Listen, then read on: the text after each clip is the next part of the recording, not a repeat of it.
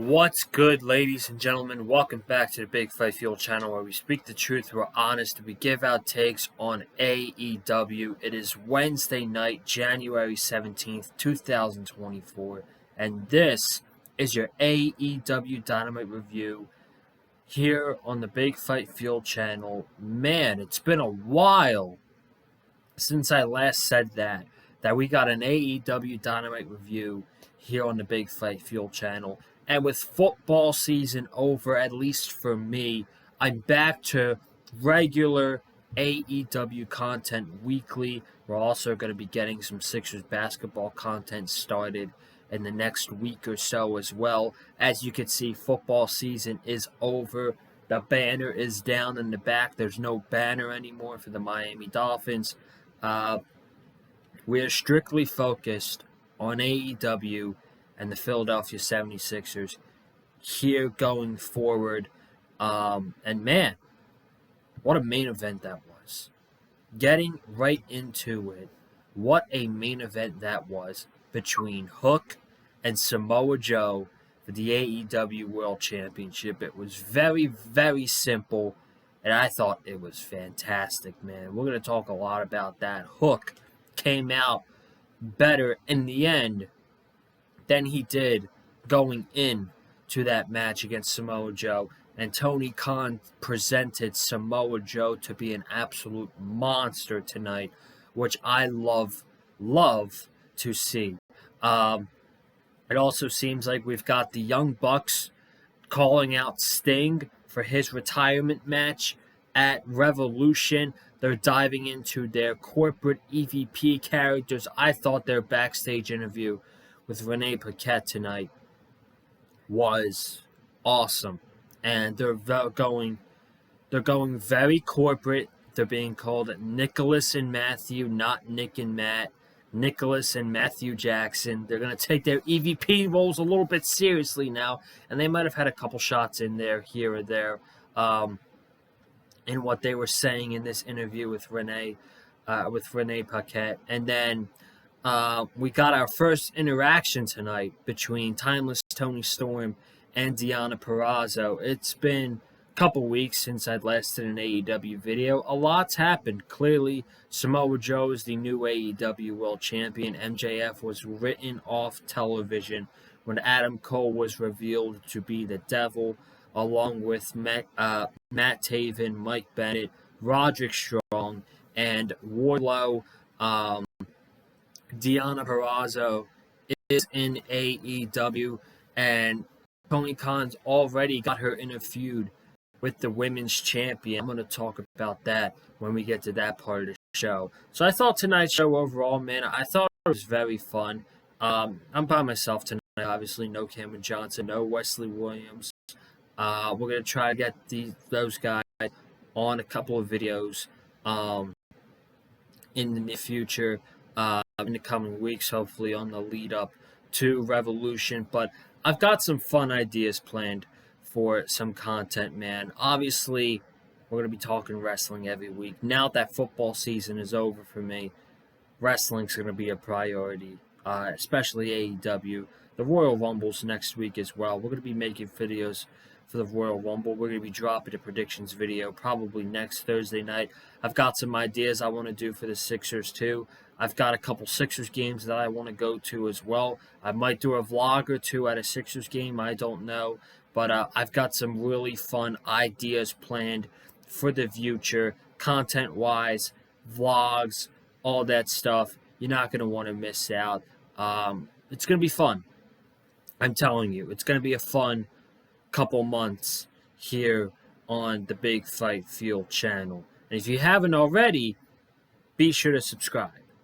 And I like to keep my videos together, so I keep Dolphin videos with Dolphin videos. I'm not going to put any Dolphins videos at the end of this video, just because I want to organize it together. But if you're a football fan watching this and you want to check out my reaction to the Dolphins-Chiefs game from Saturday night, where the Dolphins were eliminated from the playoffs, you could check it out. It's in the videos listed in the channel. I didn't even want to watch Hard Knocks last night, so I canceled my subscription Monday before the way after the Dolphins were eliminated from the playoffs. So, um, but enough of me blabbing my mouth. Let's talk about the show. And the show tonight took place in Charleston, South Carolina. It opened up with Dustin Rhodes challenging Christian Cage for the TNT Championship. Now, I have to apologize because I haven't been paying attention to AEW Collision in the past couple weeks. But I don't know how Dustin Rhodes got himself a TNT Championship match going into this. So for me, as someone who doesn't watch Collision on a regular basis, I was very confused as to why Dustin Rhodes received this TNT Championship match. It ended up being a really good match. It was a fun match. Dustin Rhodes, at his age, at 53 years old, is still kicking ass in the ring, hitting Canadian destroyers to Christian Cage, a Canadian destroyer to Nick Wayne on the outside. He's still showing fight. Christian Cage, as much as I hate the guy, I mean, he's awesome. And we did not see anything from Adam Copeland. Apparently, Copeland said on Collision, I think it was last week, that he's going to build his way back up to get another match for the TNT Championship. And he's doing these open challenges on Collision, which I didn't know was a regular thing. I know it was like 2 weeks ago. He had a match with Griff Garrison on Collision. And I know Edge is really high on Griff Garrison, and he probably wanted to work with Griff Garrison, but that's something I didn't know, that he was going to be doing these open challenges on a weekly basis. But Christian retained the TNT Championship tonight against Dustin Rhodes with the kill switch. It took two kill switches to pin Dustin Rhodes, and Christian retained the TNT Championship. Then after that, we had Orange Cassidy and Trent against Penta and Commander. This basically was a setup for what was going to happen after the match. So that's where I'm going to get to. I'm just going to go what happened after the match was over. Orange Cassidy and Trent won. It was fine. It was whatever. It really didn't matter.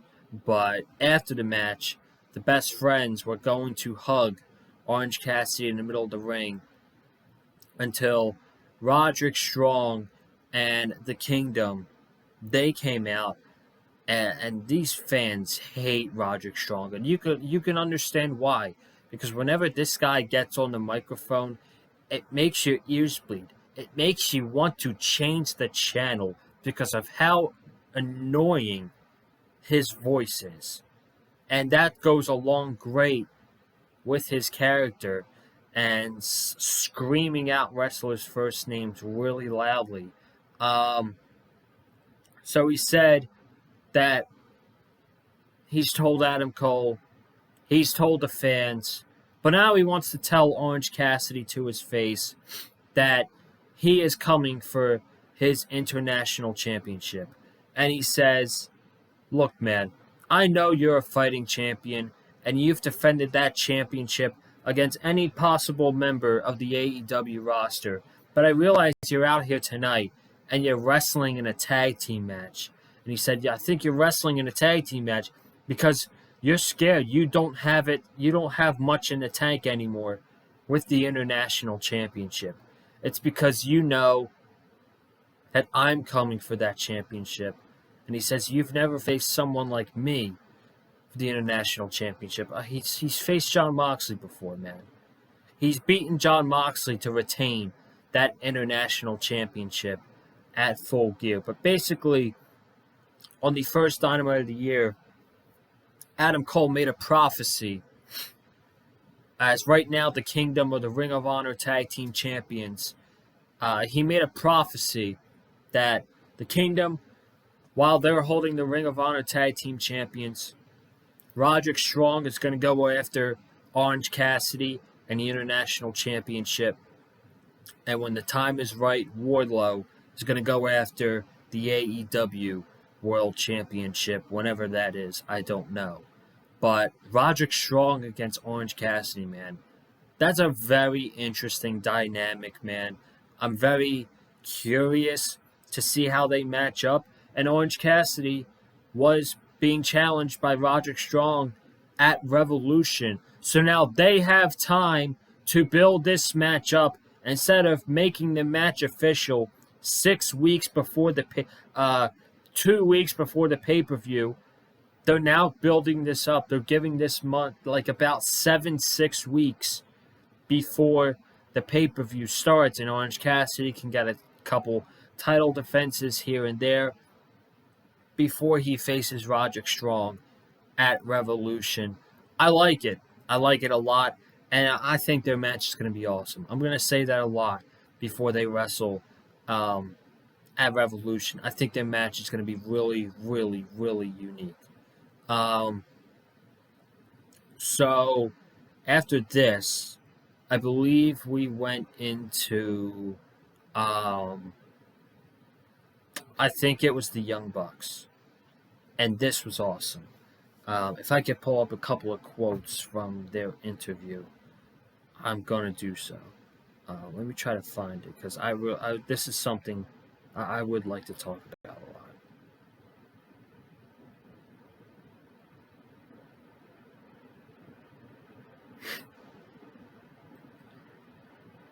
So basically, they were in the back talking with Renee.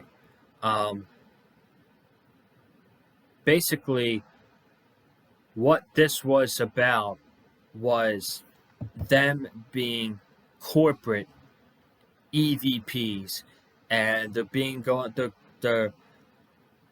going by Nicholas and Matthew Jackson, and it triggered a lot of people on social media, which is what they were supposed to do.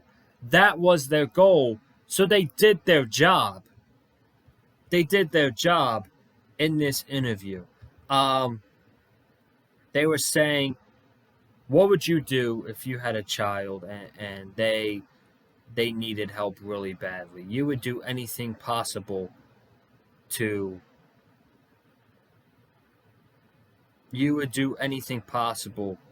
help them survive.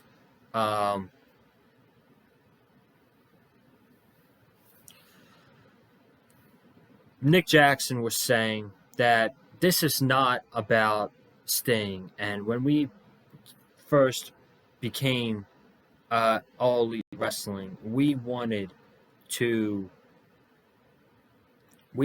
change the culture. We wanted to change the landscape of professional wrestling forever. And it seems like we've got more and more people who are in here, and it's toxic, and the environment isn't great, and he's taking a shot at CM Punk, obviously. But he's not saying that. He's talking about how the locker room is just, it's not right. And he's saying that it's not Sting's fault, but now we need to step up as EVPs. We need to take our jobs a little bit seriously. And basically their main thing was, Jesus Christ, I just had it. In order to change the world, we need to say goodbye to Sting and anyone like him who is not in our generation and is not in it for the long haul. So basically, asshole Young Bucks are back. And you know what? That's the best Young Bucks. I'm sorry, but face Young Bucks, they're okay. They spotlight a lot of their wrestling skills. They're in good stories here and there, like they were with the Blackpool Combat Club last year, getting the Elite back together. But heel Young Bucks are by far the better Young Bucks.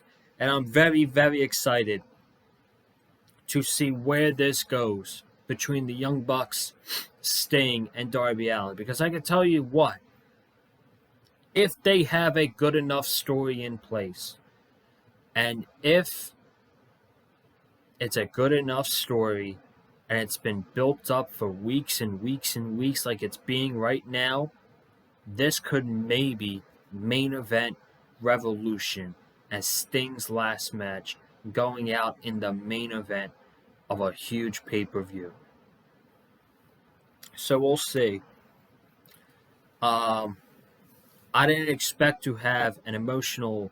I didn't expect there to be an emotional moment in tonight's Dynamite, but we certainly got one with Mike Briscoe. If you guys don't know, 1 year ago today, Mark Briscoe's brother, Jay Briscoe, passed away in a car crash in Delaware, and the entire Briscoe family was in attendance tonight, sitting ringside. Mark Briscoe came out, he cut a promo, and he talked about the Briscoe brothers and their legacy with Ring of Honor, and he talked about the unfortunate passing of his brother last year in the car crash. And what was really scary was his nieces were in the car with him, and his oldest niece was told that she might not be able to walk again. And he said the good news about that is she's finally able to stand up on her 2 feet and walk wherever and walk like a human being.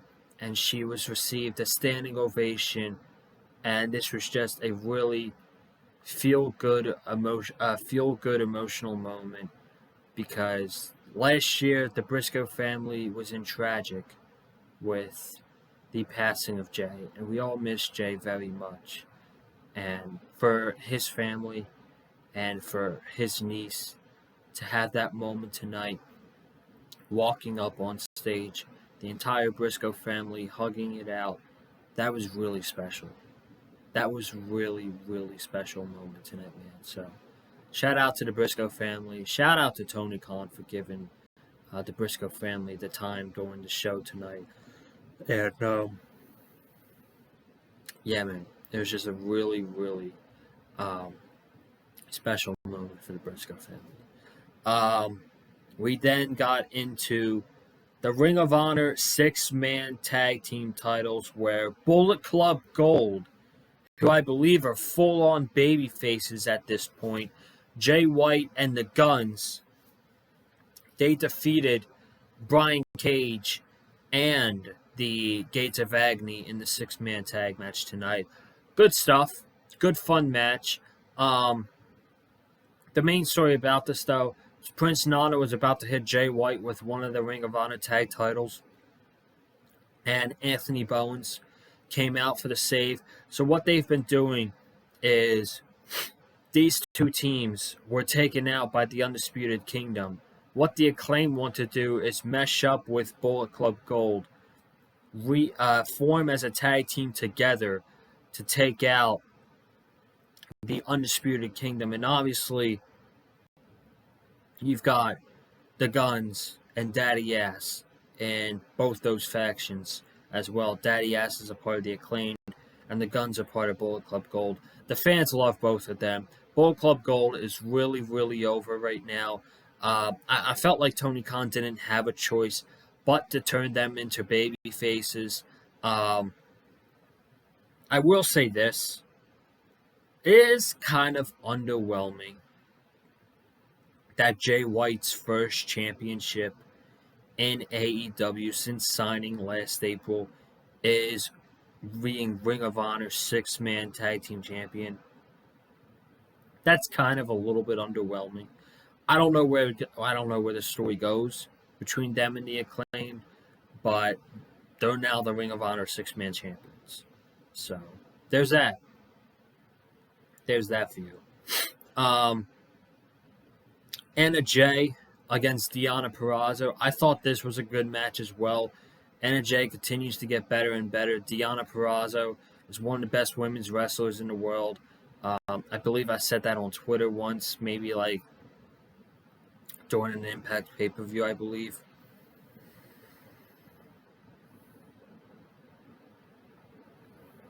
Excuse me. I think it was during an Impact pay-per-view. But she's really, really good, dude. And it's really good to have her in AEW, and I love already what Tony Khan is doing with her. There's no need to wait for Deonna Purrazzo's moment. He is throwing her right into a feud with Timeless Tony Storm for the Women's Championship. It's probably going to be Deonna Purrazzo versus Tony Storm for the Women's Championship at Revolution. Do I think Deonna is probably going to win? I don't know. More than likely not, because Tony Storm literally, again, just won the championship middle of November. And we're going into the middle of January. So 2 months. Not long enough, but I like where they're going with this. And there's no need to wait for Deonna Purrazzo to put her in the women's title scenes because she's that damn good. And it's already off to a great start. And this is how you build to a women's championship match on pay-per-view. Not like what Tony Khan did with Toni Storm and Riho going into World's End. And I could not care less about that match. I know Riho wanted to take out Saraya and wanted to take out Ruby because the three of them were part of the Outcasts at the time when they injured Riho. But I just did not care about that storyline. And they had their first interaction tonight. And Deonna was like, ever since I came into AEW 2 weeks ago, clearly you're not the same Toni Storm that I'm used to. Many, many years ago, when we were traveling on the road together, we were living in apartments together on the road. You've changed for the worst. I have no idea who you've become. And she said, what I have become is one of the best women's technical wrestlers in the world, and I've brought that to AEW. And Tony gets on the microphone, and she gets all riled up, and she's talking about, I don't care about your past, I don't care what you say about being technical. She says, you're lucky I'm not going in there to suck your butt. Yeah, that's literal words that Timeless Toni Storm said on AEW television. She said, you're lucky I don't have time to go in there and suck your butt because we've got a commercial to get to. So I'm shocked that was said on television. And she said, chin up, tits out, and watch for the shoe. And that was their first interaction. And there's going to be many more. And this is already off to a great start. This is better than anything that Tony Khan was cooking for Riho and Toni Storm going into the World's End pay-per-view in December. Private Party against Top Flight. A tag team match on television with actual tag teams. I like it. It's been a while. One of the goals for AEW in 2024, man, Tony Khan needs to get the tag team division back where it was. And I understand you got all these championships, but that's what happens when you decide to bring in the Trios Championship and all these other championships, that you have to focus on those. And Orange Cassidy's your champion, and you book them in matches every week. And the tag team titles last year kind of had a landslide. It was kind of fading in the background. Was not a great 2023 for the AEW tag team titles. I'm hoping that's different for this year. We got Private Party back in the tag team division. Their first match in 13 months tonight against Top Flight. Really good match. Fun match. Private Party pulls out the win at the end with Mark Quinn holding the rope. Will they have another match in the future? I don't know. We'll find out. But I kind of wanted to speed through that match to get to this main event. And the main event of tonight's Dynamite was Samoa Joe defending the AEW World Championship against Hook. And this match was a little bit over 10 minutes. I would say 10 to 11 minutes. This match was fantastic for what it was. I have no excuse about this match at all. Everybody looked good coming out of this match. Taz, the commentary, was even good in this match, calling the match between Hook and Joe. Hook immediately went after Samoa Joe when the bell rang, giving him rights and fists and all that stuff. The match, it was physical. Samoa Joe kicked his ass for 10 minutes. They fought on the outside. Joe gave him a chop on the outside. They go back in the ring, a chop in the corner. Then he has Hook in his sitting up, chops him in the back, kicks him in the chest. Then they do a couple moves to each other. Then they go to the outside. And my God, the last time I've cringed so hard watching a wrestling show was when Christian Cage threw Darby Allin onto the steel steps at WrestleDream. That might have been the most insane spot I've ever seen. In fact, that probably was the most insane spot ever. But my God, did I cringe hard watching this. When Samoa Joe, he turned Hook backwards and gave him a Uranagi onto the announce table. His lower spine hit the announce table. His head whiplashed, and he went through the table.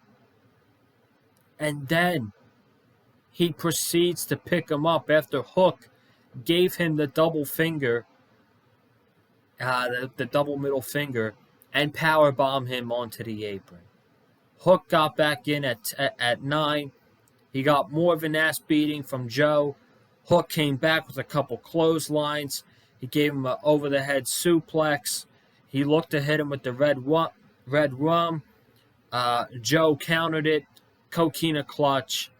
Night out. After the match, Hook begged for more. Samoa Joe kicked him in the nuts, hit him with a muscle buster, and Hook still got back up for more. And as Joe was going into the ring, Hangman Page's music hit, and Samoa Joe bails, and Swerve and Prince Nana are looking on in the crowd. So everybody wins after that match. Why? Because Samoa Joe looked like an absolute monster, which is what we need him to look like as the world champion. He's looked like a monster right now. Hook is booked as a tough son of a bitch, taking an absolute ass kicking from the world champion, Samoa Joe. Uranagis through the table, power bombs onto the apron, all these chops, a muscle buster after the match. He was booked to get his ass kicked and look like a tough son of a bitch. I promise you guys, Hook looks better coming out of that match than he did going into that match. And I really liked when Joe was making his entrance that Hook was looking away the whole time. During Joe's entrance and during the ring introductions, because it showed to me that the moment was not too big for Hook. The moment was not big, and there was no opponent or no moment that could be overwhelming for Hook. I like that aspect a lot. But fantastic main event, and overall, I thought it was a fun episode of Dynamite tonight. So, I apologize if I was a little rusty. It's been a while. I gotta get back in the groove. I'm going to be doing these every week now on the Big Fight Fuel channel, unless something comes up on Wednesdays that I just can't be here. But I'm out. Thank you guys for watching. Be sure to subscribe. Comment down below your thoughts on tonight's episode of Dynamite. Hit the like button if you liked what you heard from me. Follow me on Twitter. Colin_Joseph. I'll see you guys next Wednesday for for another episode of AEW Dynamite. Until then, I'm out. Peace!